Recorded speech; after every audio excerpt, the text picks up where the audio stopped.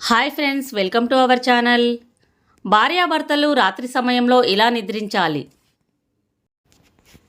వాస్తు ప్రకారం మంచానికి కుడివైపున భర్త, ఎడమవైపున భార్య పడుకున్నట్లయితే వారికి దోషం ఉండదు. భార్యాభర్త పడక గదిలో పడుకున్నప్పుడు వారి మధ్య ఏకాంతం ఉంటే వారి సంసారంలో ఎలాంటి గొడవలు ఉండవు. మంచం గోడకు తాకకుండా 4 వైపులా కొంత ఖాళీ ఉండేటట్లు చూసుకోవాలి.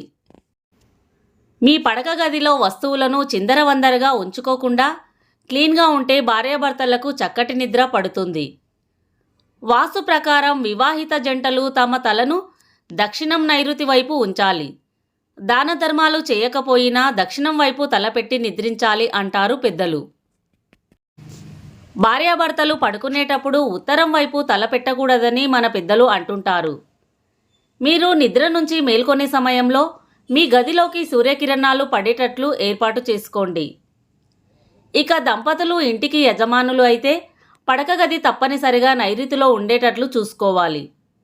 నూతన దంపతులైతే ఉమ్మడి కుటుంబంలో ఉండేవారైతే దక్షిణంలో ఉండడం మంచిది. మీరు పిల్లల కోసం ప్లాన్ చేసుకుంటే ఆగ్నేయంలో పడక గది ఉంటే మంచి ఫలితాలు ఉంటాయి. వివాహిత మహిళ వాయవ్య మూలన ఎప్పుడూ నిద్రించరాదు.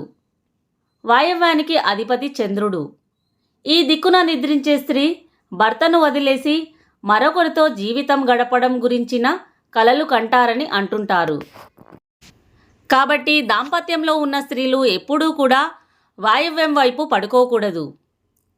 ఇలా నిద్రిస్తే మీ వైవాహిక జీవితంలో ఎలాంటి సమస్యలు రావని వాస్తుశాస్త్రం చెబుతుంది.